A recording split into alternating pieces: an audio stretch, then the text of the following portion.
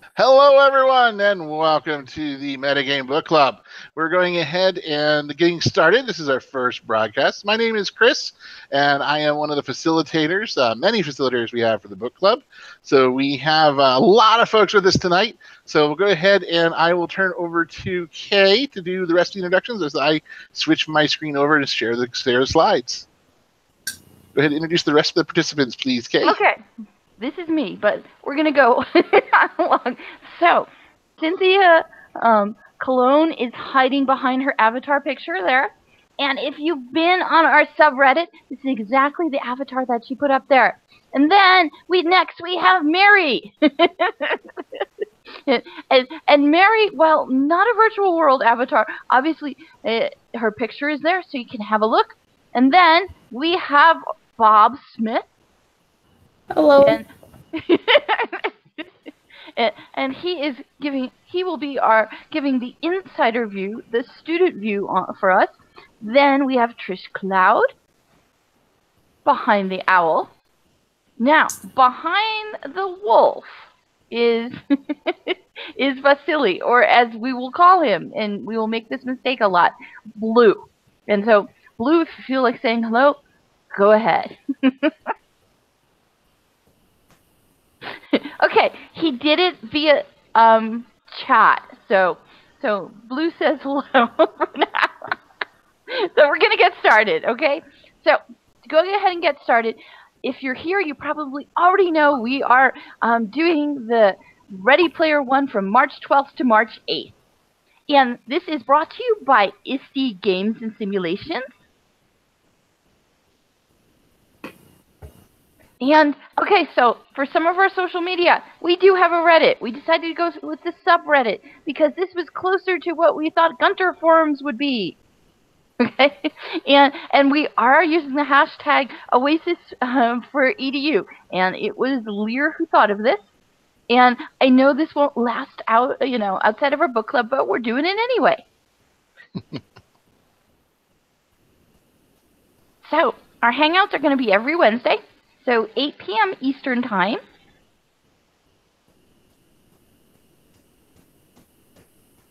And this is our Flickr site. And I have just been informed that Lear just uploaded about 34 pictures.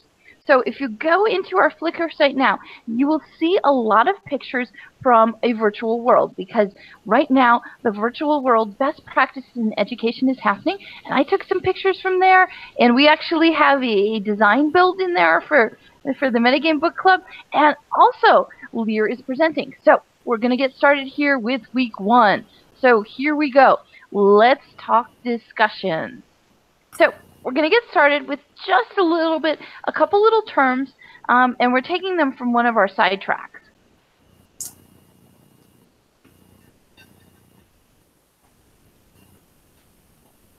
Okay, so the overview of what we're going to talk about today is we're going to talk really quickly about LitRPG, connected learning, 80s and pop culture, technology, fact or fiction, and then we'll have a discussion at the end. So really quickly, we're going to give you a little bit of an intro to LitRPG, and if this is not familiar for you, don't worry about it. Because it's really simple. It's literature plus a role-playing game all wrapped up in a book. And guess what? Ready Player One pretty much is LitRPG. Okay? So LitRPG, a book like this, it has a couple things. It's in a massively multiplayer online game, or an MMO, or a virtual world. The person who is in the book, who is the main character, is either voluntarily playing a game or they're trapped in a game. There's a lot of trapped in the games. And the person who is playing the game absolutely knows that they are in a game, and that they know that there are game rules that they have to go ahead and abide by. Some of the other things, the game system component is explicit. So you actually see things like leveling, this many experience points. Okay? There's interactive game language that shows up inside the book. There's player stats and item characteristics.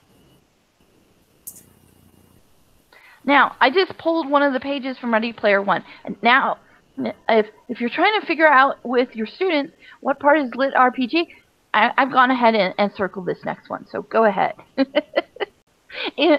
Right there. See, lit RPG has things like, oh, I got a +1 flaming sword. Oh, I have a gem of seeing. I even got a suit of +3 full plate armor.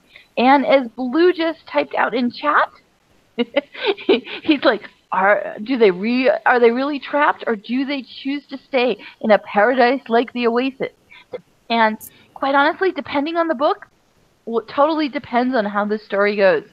Some books totally have the protagonist in there, and they want to be in there. And also, some of the lit RPG books actually focus on the dungeon or the paradise/prison itself. Yes, I know that's protagonist. been one of your favorite lit RPGs. Instead of reading it as the role of the player, you've been reading a series where it's actually the dungeon who's the main character. So the dungeon figuring out how they're going to deal with questers is actually the main part of the book. Okay, just wanted to let you know that, because if you hear us talking about lit RPG, we wanted to let you know Ready Player One is considered lit RPG. Now, we're going to get over the educational portion over quickly. But if anybody's asking you, why, as an educator, are you reading this book? Oh, and Bob Smith, if your teacher says, why are you reading this? You're reading it because of the connected learning that is shown in this book. Okay? Now, okay, so you just say, what do you mean? It's connected learning. Come on, why don't we have some more connected learning here in this class? You know, I'd like some connected learning, please. You know, just do that. Okay. Okay. So, what connected learning is, and I'm not going to read this definition to you, okay? But this is what connected learning is. It's really interest-driven by the student. And it really is all the fun stuff and interesting stuff they're doing outside of school and trying to bring it into school. And we'll just go quickly through these. So Chris, go ahead. I just threw up this beautiful graphic so you can take a look at it. It's interest, it's openly networked, academic, peer supported. You're producing things, you're creating videos, you're doing artwork, you're doing maker things, all this cool kind of connected learning thing. Go ahead and keep clicking through, Chris, because we will do these quickly. Now, what I wanted to show you here was, and because we do rapid responses, this is a billboard that was posted in Reddit. It says, accept your reality or fight for a better one. Here's the interesting thing about it. Guess what students all across the U.S. were doing today? It's being a bit... Getting out of class? What? Getting out of class? Walking out of class? Yeah, they were walking out of class. They were being civically engaged.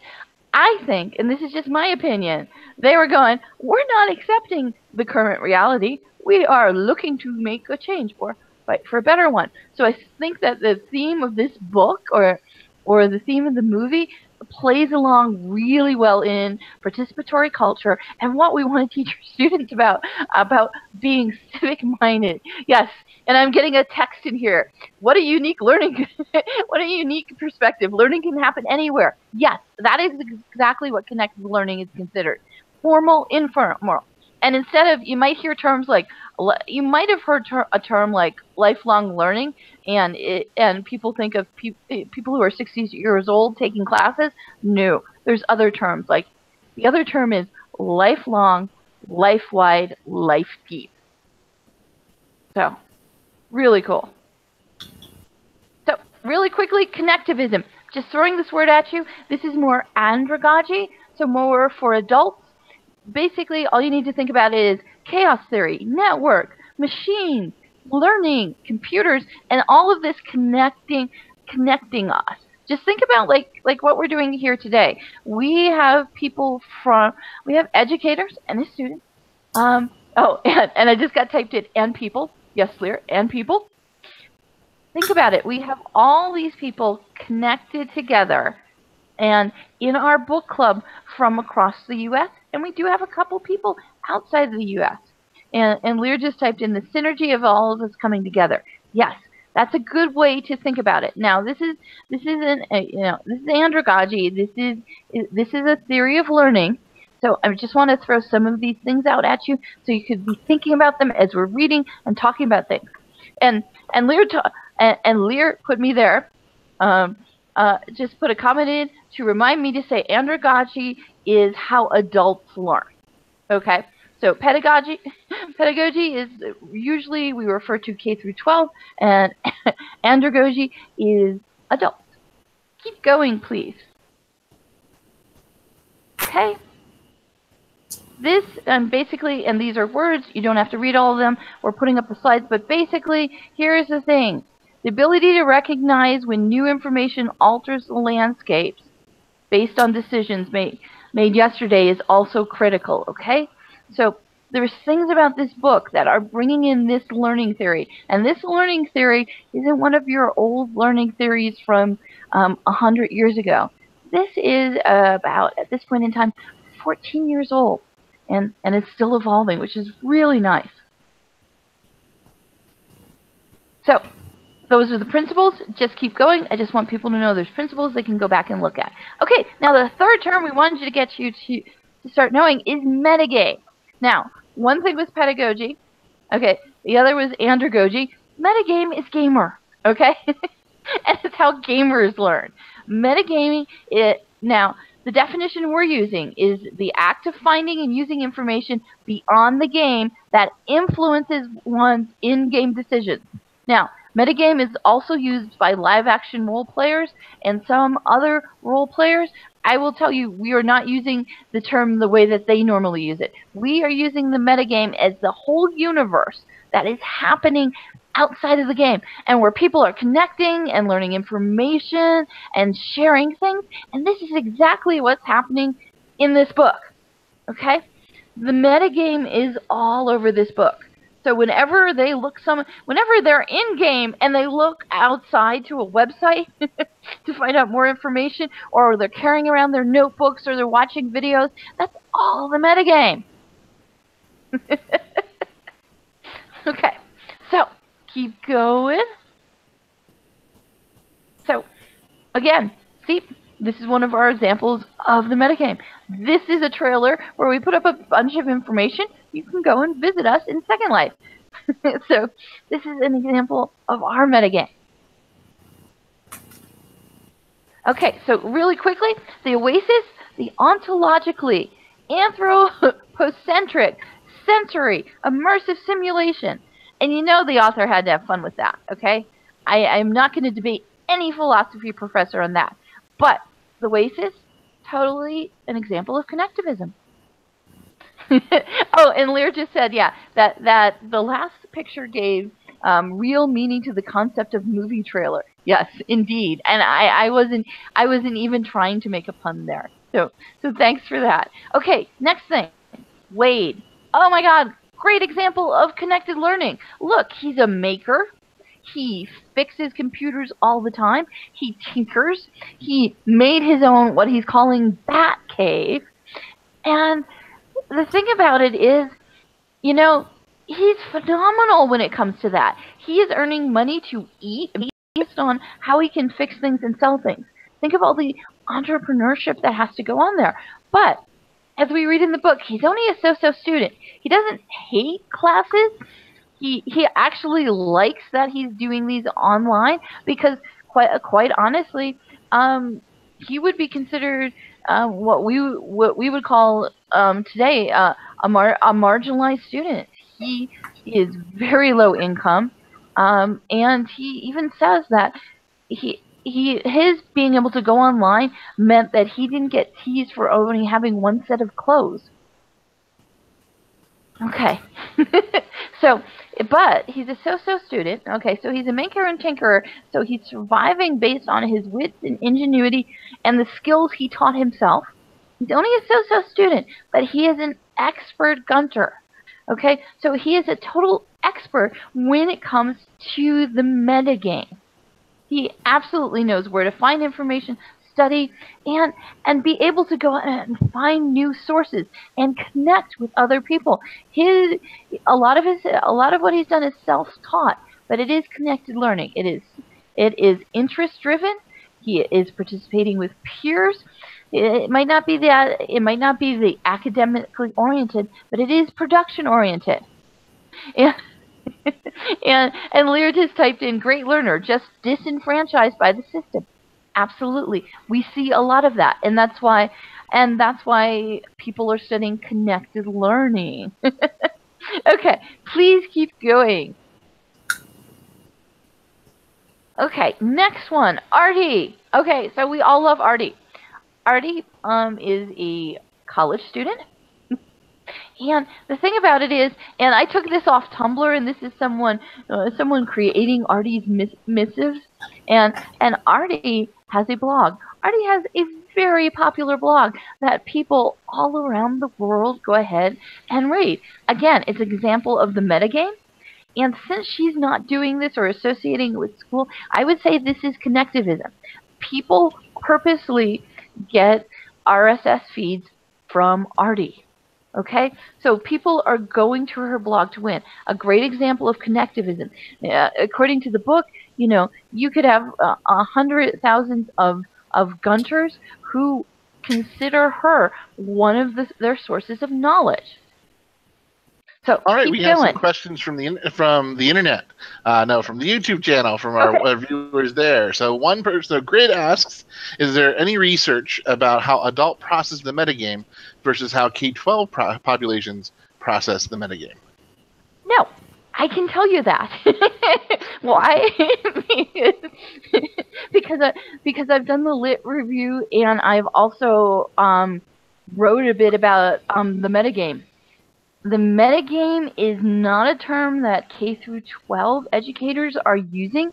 The closest they're getting is connected learning, and they're doing case studies on it. And in fact, there's some papers that have recently been written about we're not figuring out how to research all the cool things that people like Bob Smith are doing outside of the classroom. And as far as adults using the metagame, it's been looked at through the game studies literature, and the game studies literature talks a bit about learning, but doesn't get into depth the way that the connected learning people are. So great opportunities for research here. And the next question was from Ellen, asking about the slurl for the Second Life build you had discussed a little earlier. So if someone could post that in the Reddit in the next day or so, that'd be awesome. Okay, that'll be great. We will get it up. It is on a version. Actually, Blue, you know the exact address for it, right? It's on the island of VWBPE, right? Looks like I have it. I'm posting it as we speak. Okay. Excellent. Okay. So it is on VWBP Island, and there's lots of other educators who have put things up there. So let's continue. I will be done really soon. I think I only have 1 or 2 more slides, but I wanted to give you these vocabulary. I wanted you to be able to start talking about connected learning. And if you educate adults, start talking about connectivism. I want you to be able to talk about the metagame, meaning all the learning that's happening outside the game, but is the game related? And I will tell you, when I look for games for education, if I Google it and there is no metagame, meaning nobody thought it was worth making a video, nobody thought it was worth writing a blog, there are no pictures up for it, I go, my God, what kind of boring game must this be? And how would students ever get engaged in it? Nobody is writing or creating anything about it whatsoever. Okay, so the last one, the example we saw in the book was the hatchery. Now, the hatchery was the popular Gunter message forum, and it showed how good connectivism was. Now, Wade said he would just go in there and learn. He didn't post, but he went there for information, okay? So that was the connection he was making. Now, think about it. When he and H went ahead and got through the first gate, what did our everybody's favorite character in the book, IROC, what did IROC do? IROC threatened, I'm going to go and tell everyone in these forums how exactly, well, who you are and where you can be found. So you're going to get all this publicity, and I'm basically going to dox you or give out information about your personal life.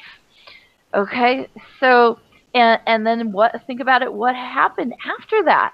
The next two people who got through the key, who got the key and the gate, they found him because they read IROC's blog post. Now they were smart enough to be able to figure it out, piecing it together. But again, this is connectivism. This is this whole big world of people who are connected, who learn from each other, and that your value for learning is how many people you can connect to, and how good and credible are the people that you're connecting to. Okay, and then the next one is just a segue thing. Oh, almost a segue. The other thing I want you to think about, all the clans that are out there. And clans are pretty much, if you play other games, they're like guilds. Or you might play a game that they're called clans. Okay, the thing about it is, with guilds and clans, it's about social metacognition. It's about the group gaining knowledge, sharing that knowledge, and then figuring out how everybody in their group learns, so that they can keep, if it's a game, keep leveling up in the game, do raiding, do harder fights, go on harder dungeons and things like that. There is a lot of social metacognition in games. Now, if you're in K through 12 and even higher ed, everybody's talking about metacognition and the growth mindset and grit. Gamers have had it before you had terms for it.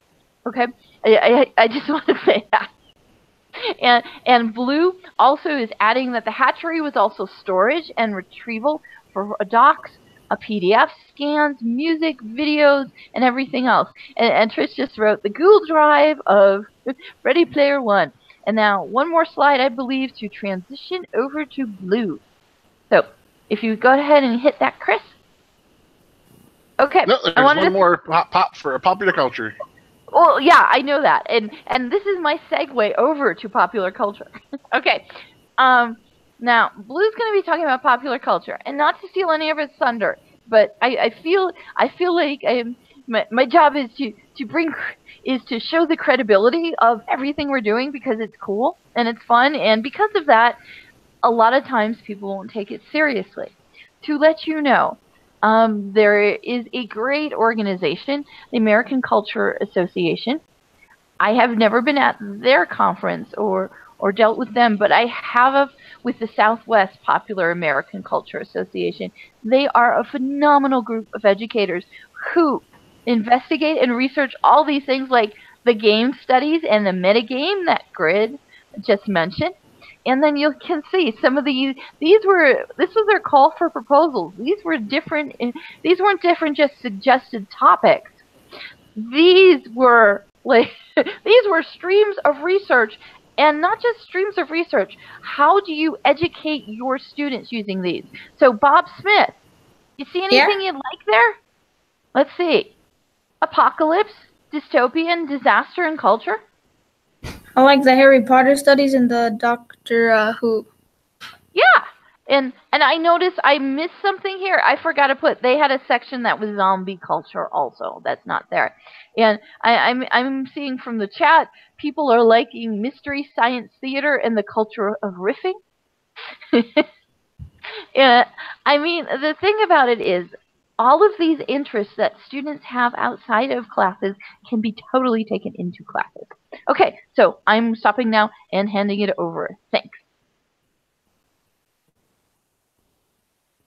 Hi guys, it's Blue, Vasily, whichever you want to pick. Blue is the most common. But I want to talk to you about 80s. This book is filled with so many 80 references. I have an ongoing list, and it's like 400 references. If they had released Anorix archives, I'm sure there'd be like over 1,000. So I want you guys to take a moment to just think, to go back to the 80s. I want you to like think about the sights, the sounds, what you're gonna be, what you're smelling, the different feelings at the world, the mood that it was. The 80s was a wild time for the youth of America.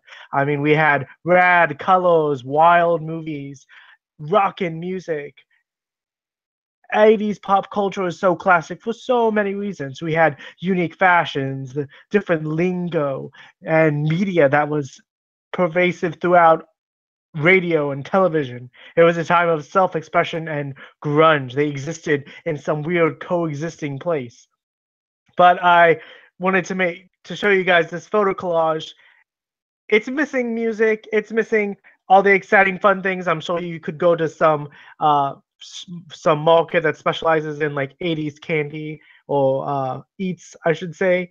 They had some pretty cool stuff. But Mad TV, I'm sure if you're looking on there, I have different references, see which ones you can find out. But if you really want the realness of it, go ahead and try on the Google sites. I have a page called Pop Culture Shock that has different playlists of music and videos to help get you guys really into the mood. I've categorized most of the major references that play a major part in the story. That's like war games. I know game pops up. There's references to Tron, Breakfast Club, and Real Genius. Also, there was the retroness of the arcade games. So we have Pac-Man going on. Joust is one of our major players. He had to win a game of Joust against the skull magician that proceeded over the Tomb of Horrors. So, I mean, it's just 80s reference overload. So if you have not had a chance to actually research it and go in there and take a look at everything, you'll find that this book references and alludes to so many different pieces of culture. It's like a time capsule of the 80s. I do love it that much. Next slide.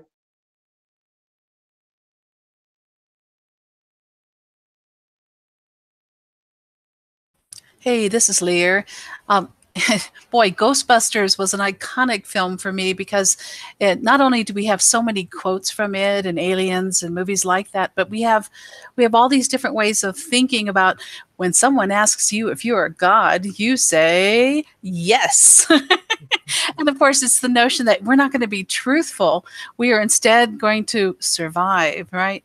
Avoid and going to the library, getting slimed. A wonderful example of the Schwarzkopf Library in Manhattan, with the one with the big lions out front, and all these wonderful ways of thinking about story. But then we go to the next slide. And of course, that's Stay Puft Marshmallow Man there, making a scene. This is from the Ready Player One build in Second Life. I'm standing there right now. Hey! In World. And I was dancing. I put a little dance ball hidden in the corner, even with the flames over on the left. It's almost invisible. And I set up a few dances for you, because I thought the one dream dance was nice, but you might want a little more fire. And that's me testing it out and re-scripting it to optimize for our build. And I love the Ghostbusters symbol. So I'm catching the Well, if you take a look, the anti-Sixers logo is very similar to the Ghostbuster logo. Oh yes. So And then there's the next definitely slide. that Oh, what's that, Blue? Oh no, that was just one of the 80s references that like got put in there. That was very casual. Oh yeah. And of course, in the prologue, you talked about cats and dogs. But anyway, here, Joust is really important in the story. And probably Bob Smith has something to say about this. But all these iconic games, I want to give a shout out there to Zinnia, because she and I had the TRS Model 80.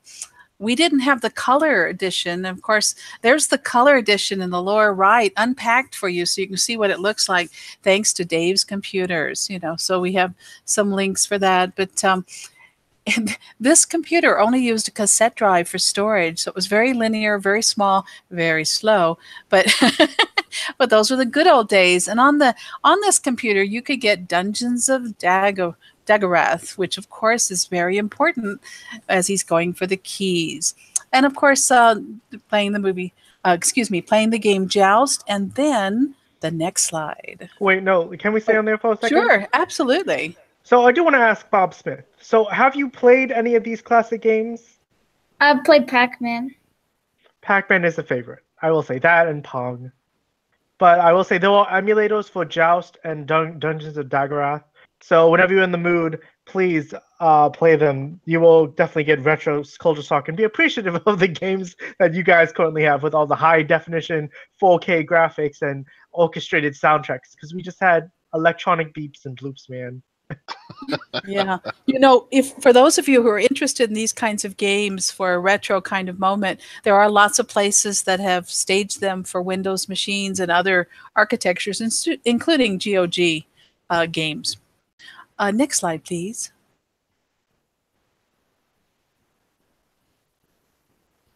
And of course, this is the iconic, and I'll bet you the entire team wants to comment on this one, but I lived this, okay? In the 80s, I was working for a situation room that was a mirror image of what you see in NORAD. So, and I thought, what a cool job until things go wrong, right? We didn't have a Whopper, and we didn't have, we weren't playing thermonuclear war, thankfully. But in this movie, of course, for those of you who've read the story, and I don't think we want to give away spoilers in case you haven't read, but you'll want to take a look at it and you want to think about this movie while you're reading the book. Any other comments? I can shoot in there. So I definitely, because they talk about this movie, the scenes are referenced. Definitely take a watch of this movie. It is a really great movie. I mean, it has like a good rating on Fresh Tomatoes. IMDb gives it 5 stars. It's a very good, solid 80s movie. Lots of great things to see. Lots of good plot points. It's good flowing. Definitely the character of the computer was very out there for the time when this came out. Yes, yeah. It was. While we don't have a Whopper.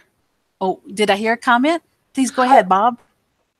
What I was going to say is as I have talked to children from this generation and slightly older, they really don't understand the concept of the Soviet Union, and many times you have to explain to them what the Soviet Union was. And as I was looking at that computer, there's a map of the United States and there's a map of the Soviet Union. And so it's sometimes I'm wondering how people of our generation and people who are a little bit younger, people who were born in the 70s, maybe even kids who were born in the 80s, they appreciate all these things, but I'm wondering how well the 80s references are translating to today. Not everyone gets them, in my opinion. A lot of people talk to me about this because of my background with Space Command, right? And they always want to know what's it really like, right? And of course, it's not like this. There is wargaming that goes on, and I've even participated in one that was unclassified and open to the public, sponsored by the Navy, and it was very interesting. It wasn't about how to go to war. It was about how to prevent. And not through the normal notion of threats and dominance, but through being the Renaissance thinker, who's a caring, benevolent person, and applying different tactics to the problem. And I found that fascinating. We posed all kinds of scenarios and solutions, and we had like a 1 to 2 day period to post a ton of stuff. And since they were tracking points, I had to go to the top of the scale, right? So I got a little obsessive compulsive with my ideas, but yeah, there's no surprise there, right? Not at all, no. But it was so much fun because if you got to shop for the ideal future, what might that be? And then to share these ideas with all these military personnel, the modern warfighter, right? But anyway, it was really cool. I loved it. But anyway. No, for me, one of the biggest things was where in the moment in the film where the computer calls him back. Oh, yeah. And tracks him down and calls him back. That really I remember watching that and going, that's cool. That's very cool. That's very now. Sometimes people think it can't be easy to hack into a system back then. I want to tell you guys, I was working on Capitol Hill This isn't my life of crime, by the way, but accidentally, see, many of us had timeshares on mainframes where lots of people had accounts on them. And of course, you would dial into them with these. So you'd have a number and you'd dial into your area, you'd log into it. And if things didn't go well, and that's what I'm talking about here, you know how you sometimes fat finger things, or you get a little frustrated, or you just keep trying stuff going, I know this is going to work. And next thing you know, you get in, but it's not your account, or it's not where you expect to be. One day I logged in, and next thing I know, I'm looking at IRS daily batch transactions, and I'm like, oh, wrong room, and hang up. So the 80s were a fun time, but if you think we have security problems now, we had some interesting moments back then. Okay. Anyway, next one. Oh, one more. Good. Because it's just such an important thing. Oh, I know. So the concept of war games inside of Oasis, like you're already playing an Oasis game, but then you'll put into another game, and it's just you're like switching views. It's like it is probably the literal concept of a game within a game. Well, I think they called it flick syncs. And so basically what they are is they are acting out and playing roles within a movie. So so like just putting it out there to the YouTube audience. So what kind of movie would you want to play as? Well, like to be in first person, you're acting and doing everything. What kind of movie would you like to play in?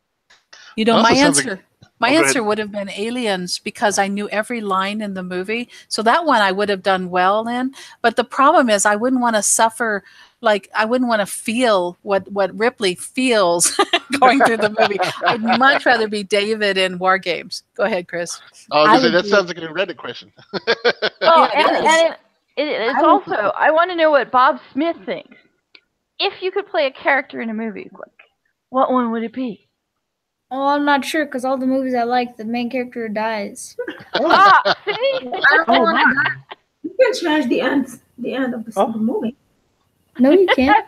If it Mom had said to it was be, okay. if it was a movie from the 80s, I would do any of the John Hughes films. Just for the music and hanging out with a goofy bunch of people. I love me some Back to the Future. I'd love to ride a hoverboard.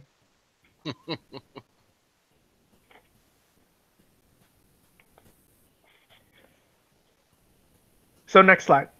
And we have a response from YouTube who says, I want to be in the one that wins. You know, I just... Well, that's like Bob Smith. Bob Smith wants the one where he likes them, but he doesn't want to die. You know, I just posted the Reddit for you guys. So it said, if you could be a character in a movie, who would you be? Thinking of level 1 in the role of War Games, what would you choose? Okay, so technology. Oh, now we're rocking. No. Now we're going to have some fun. We're going to have some fun with Factor Fiction. So, don't have my game show music going on. So, Parsifal's gaming rig exists. Factor Fiction. Visors, haptic gloves, consoles. What do people think? Well, the consoles aren't fiction. Okay, so consoles. We have Lear saying she knows she knows. Well, I do know. I've been working on them since 1995, so that's really not fair of me, right? And I would should agree. qualify. It might not be fair for her. Does it exist for the public? For public consumption? Well, the haptic type thing is already existing because it's in my phone and it's in my Apple Watch. It sort of zaps me to let me know something's going on.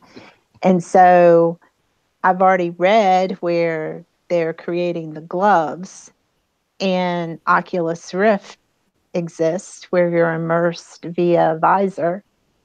So I guess they just need to make an entire bodysuit. Now you're going a little fast over the images, and there's an entire trailer there. No stuff.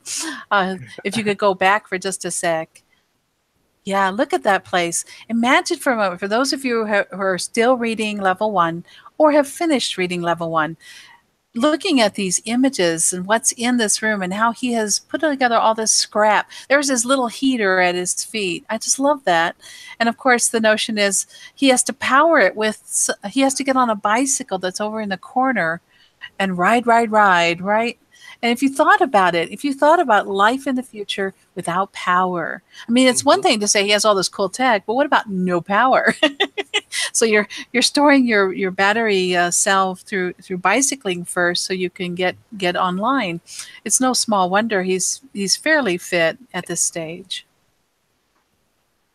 Well, exactly, and this is the fan art that came out before the movie trailers came out. So it's interesting to see someone's creation of it based on the book, and then you go to the next slides and you see this is sort of what the view is from a producer's or a director's idea of the van. So same space, similar items. You still have the bike in the back. You have your battery packs. Not as many posters or boards here. More newspaper clippings, and things like that. Interesting, he has a Coleman lantern there. I don't remember that, but yep, that was probably their safety issue instead of an electric heater, right? But what's interesting about this is for those of you who use the Kinect, you know that you can't game for too long, even if you're physically fit, because imagine holding your arm like that. I teach classes where I ask the class, let's have everyone hold your arm in front like that for a little while. And if you guys do it right now, you can't even make it through this hour doing it, okay? Even if you move your arm a little bit, fatigue sets in.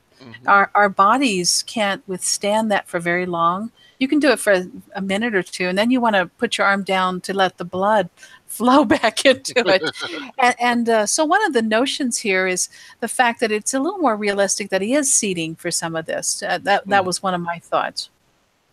Well, exactly. And the other thing about it is I remember on one of the campuses I worked at that the volleyball coach would have all of their players run around with their hands up over their head, especially those that played the front line, whose job was to keep their hands up to block. And that was a lot of what those athletes said was the hardest thing for them to get used to, was getting used to keeping their hands up for the entire game, was because it's just not a normal position that you're used to being in, and your arms weigh a lot heavier than what you think they do, especially after you've been holding them up for a while. So that's what you see here. Then of course you see this is more of the IOI rig that we've seen in some of the trailers that they've gone ahead and put a little poster here as well.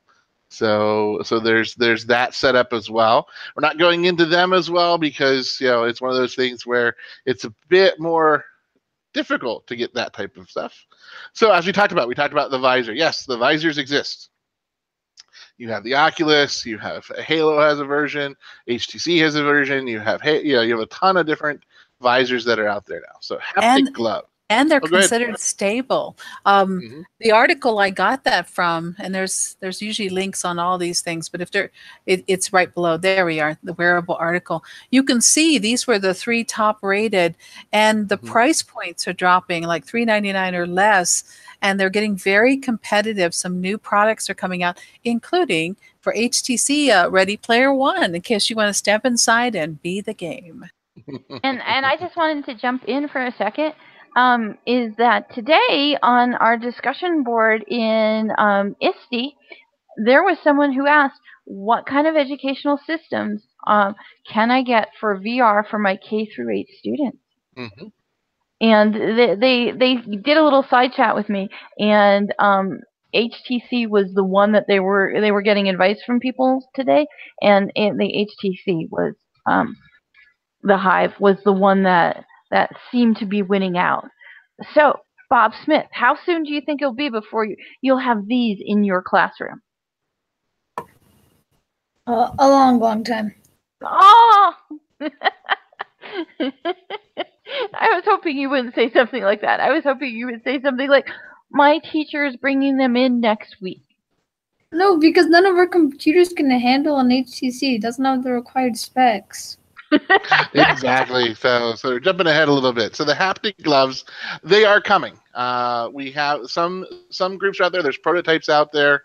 There's lots of things that they're going on there. So you're seeing, Haptex is working on their glove. They were actually at the Consumer Educational Showcase, the Consumer Electronic Showcase in 2018. Also, you have CI's Maestro haptic gloves. They're interesting because they're exposing all their wire. That's sort of the one in the upper corner here that has all the wires going all over the place. And what their whole idea was trying to model the human hand. And then you also have VR Free for Sensory X is doing those as well. So, go ahead. In addition to this, we have some where, see, people really hate to wear gear. I hate to break this to you guys, but I did a lot of testing, and after a while, gear gets on your nerves, or gear doesn't fit every hand, or I have a hand the size of a 5-year-old child, you know what I mean? So like an extra small. So I used some of the early Power Gloves, and then of course we've used the Connect. We've used different versions of it. One of our student researchers who's now graduated, Tony Kuchner, did sign language using the Connect to see if it would register his, as you spell out the alphabet, would it interpret it into a text message so that people could sign to their phones and then send a message. And I know some of you are going, why didn't you just type it? It's because people like to speak in their language, or they like to speak naturally, and they like to be supported when they do it. And plus, there's so many other ways to communicate. So other than typing, right? And so we're always looking for new ways to involve for accessibility. So Leap Motion, there's others too, like the Oculus has the touch or the sensors that detect your position in 3D space and how you're gesturing. So there's a lot of stuff going on out there. It's a really fascinating time. Well, exactly. And a lot of this technology is in the prototyping side of things. You have some different pieces, like with the gesture-based technology, where you have the different bars that are looking at motion, whether you're holding a controller or maybe not necessarily a glove itself. So this is probably where you start getting into a little bit of the we're not quite there yet. And with the Oasis console, a lot of the Oasis consoles out there are running off of a computer, so they basically have a converter that goes ahead and punches into it. So for now, I'm going to say fiction. You may or may not agree with me, but it's just for now. I think pretty soon we're going to see those haptic gloves that you see in the movie, or we'll skip it altogether. That's the other thing about it, is we could totally, as Lear had mentioned, is moving to gesture capturing, so you're not necessarily having to wear the technology on your skin. So that's one of the things you're starting to run with it. So the next question I have for everyone: does the Oasis exist? So an MMO that's open source with hundreds and hundreds of worlds.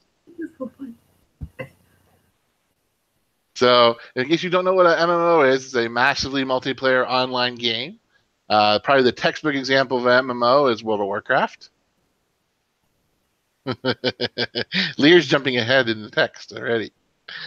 So, we also have Second Life. So we have Second Life. So this is a virtual environment. This is a world. There are thousands of islands, and each island could, depending on how you want to set them up, could be worlds. And before you move on, what's important here, and the reason I became involved in Second Life from 2005 on, was because you can integrate all this content on the web. You can do an HTTP call. In other words, you use the URL to contact any source of data on the web and return values from it. So think of it as interconnected with all kinds of software, services, even Google Translate. That's how we translate 5 languages into the chat log. And we do it in a matter of like 2 seconds. Yep. So it's really very powerful, very fast. And what's really cool is educators can do it without an arcane knowledge of scripting. We can write or tailor our devices and control our content. For the first time ever, tools like this give us this opportunity to be creators. And that's amazing, of software. Exactly. I see Kay is taking a tour in Second Life of the some of the VWPE builds that are getting ready to be opened up to the public for the conference. So you can see from caves as an example of a second life. So you can see there's water, there's trees, there's buildings, there's signage because we need signages in all world. So next up we have Open Simulator. So if you have never heard of OpenSim or Open Simulator, it is a open source virtual environment that is based off of Second Life. I think I can say that, but it has diverged since then because, as all open projects, it's the coding and the capabilities of the world are really in the hands of the users, and they create these users as developers, and you start seeing additional pieces being put together. So OpenSim has come a long way since this got started. So we have these types of things. So what is the verdict? Does the Oasis exist? Or could it exist? Well, Trish is bringing up a good point. And while the technology exists, the widespread adoption depends on bandwidth, on graphics cards, on RAM, and also on the cognitive load. So like right now, some of us are in this Google Hangout. We're in a virtual world. We're looking at slides. We're posting on Reddit. We've got a lot of stuff coming at us, right? And then not everyone can support that, right? With today's technology, especially in the school, in the K through 8 or K through 12 school system. But that day is coming, in my opinion. And one of the reasons I say that is in the book, did you guys think about what it's like to teach at Wade School and the cool ways in which the instructors all of a sudden change the area around the students, and next thing you know, they're in France or they're in another place studying in context, in situ, which is, of course, our dream in virtual worlds, right? Is to take people and give them this immersive learning. Yeah, Blue, wouldn't that be breathtaking to have? And then, of course, to represent yourself, your dream self, your ideal, your inner self, as opposed to feeling bound by our limitations, right? And Through the technology. thing, I was just going to jump in because the Latin class, think about it. When he discusses the Latin class, that Latin class sounded like my Latin class. She was up there conjugating verbs.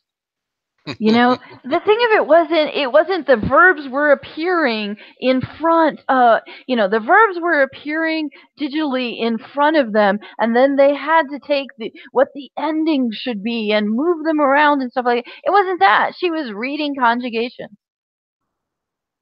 I mean, that part of the book was depicted as the boring class, right? But at the same point in time, I was like, she was missing it. Well, and that's the thing is, despite having all the haptics and stuff that he had in the book, there's that part in the book where H and Parzival hug, and he says even though he couldn't feel it, it still felt good. So even though they had the haptics, you wouldn't necessarily have the touch face. So I mean, it's interesting how realistic that piece is set up, and it's also interesting because even the trailers in the movie, you're starting to see, they're taking the haptics to a much higher level in the movie than what even the book is doing. But we'll continue on that. I'm sure haptics will come up again. But in this case, I will say that it is fact-ish. So the Oasis does exist, or could exist in our current environment. The platforms are available. The VR integration is not quite there yet. I'm sure it wouldn't take much to get it on board. And adoption overall is low for many of the reasons that have been discussed here. The burden of technology, the need for graphics cards, and the challenge for keeping infrastructure up at the schools. And of course, anyone who's in a K-12 district, we won't ask you about what it's like to dealing with blocked content. And having to getting the right content so the content isn't blocked for whatever reason. It's like, oh, this website's useful, so therefore it must be blocked. So it does exist. We do have those platforms that are available. There are lots of different organizations out there that, if you're interested in that can help you out, especially from educational side. We've talked multiple times about VWBPE. We've also talked about, you've seen some signs for ISTE Games and Sims, one of our host groups. That's another good group to talk to about those things. And so next up, we're going to go ahead and move on to discussion round. Okay, we don't have a lot of time for the discussion round, so I'm just going to call on people and you answer the question, okay? So let's get started. Okay, I'm going to give this one to Blue. Ready Player One, pure science fiction or fantasy? Probably science fiction. There's a bunch of tech in there. Granted, there was lots of visuals, but those fantasy type worlds are built within a technological location, built within the VR realm. So I'm gonna have to push it into science fiction. Okay, and Blue has to leave because he is actually going to a virtual world party, like in the book. So I'll see if I can hop over there too, just to kind of like watch it. But let's go on to our next question. Our next question is, and we discussed this a bit. Okay, so Chris, I think you can skip and go to the next one because we did do a pretty good discussion of this one. Okay, next one is for Bob Smith. What technology are you jealous of? Or you could say, which technology do you want for your birthday this year? Like that headset he had, so we can go into the Oasis. Anybody else? Was there anything in particular? Yeah. I mean, for me, it's still in the beginning of the book, so and I'm trying not to think about past level 1. Okay. But yeah, I would agree with Bob that definitely the headset would be nice. Having, especially if it was free and issued by my school, I think I definitely would love to have.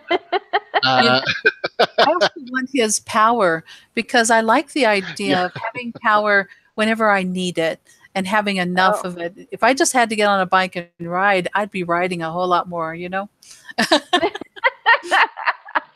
That's fun. Next question.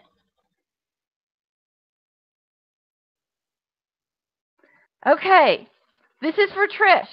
Favorite 80s reference? Without a doubt, Oingo Boingo, Dead Man's Party. Oh, At the right at very the beginning. Great. I understand that. Okay, and we're going to put these questions up in Reddit, so you can go into Reddit. So if you didn't get a chance because you're being asked these on the spot, these are going up on Reddit, so you can change your answer or go in there.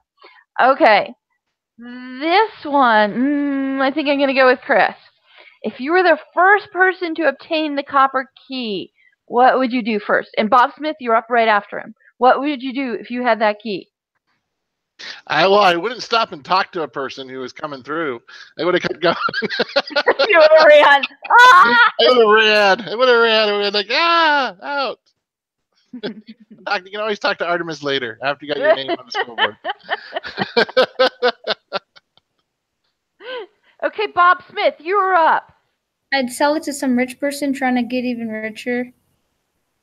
Oh, interesting. Or you could sell the information, just the information, too. Yeah, I'd just sell something, because... Because you're like, the sponsorship money just got him a small apartment, and he still was working as tech support, right?